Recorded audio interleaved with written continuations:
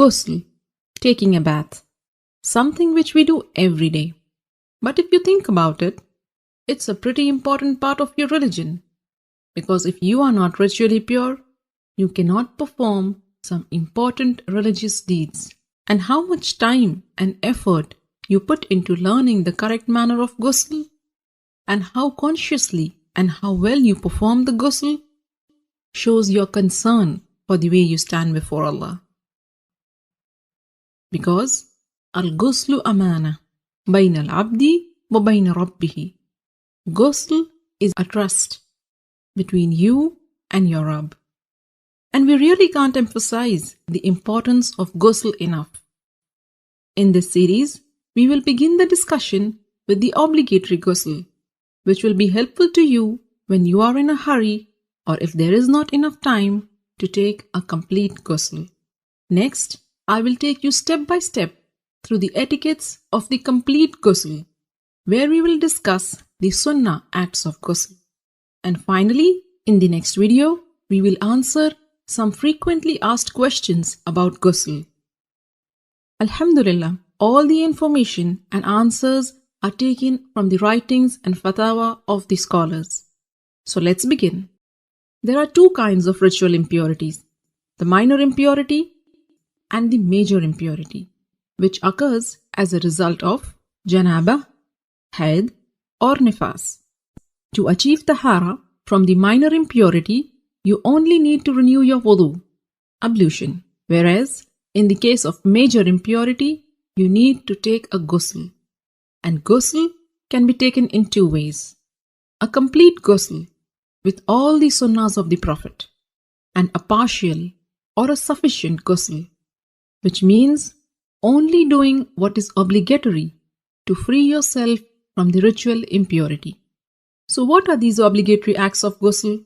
A beforehand niyyah, intention that you are taking this bath to purify yourself from the major ritual impurity, rinsing your mouth and nose, and letting water run over your entire body at least once. Make sure it reaches every part of it, even your scalp, under the thick hair.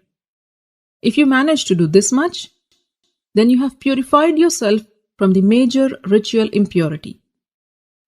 As for the complete ghusl, and this is the mustahab one, and it is how the Prophet ﷺ took a bath.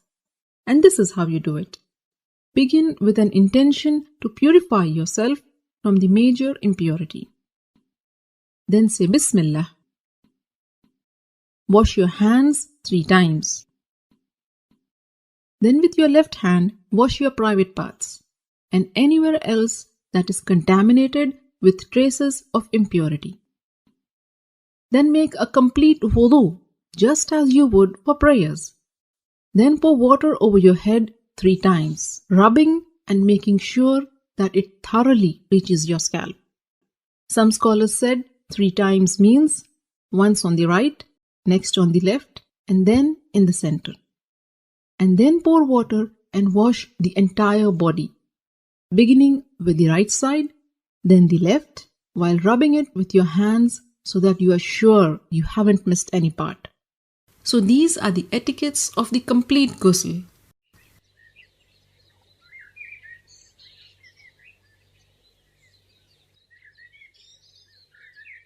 Ghusl essentially means letting water run over every part of your body. So if you are wearing a ring, you should move it.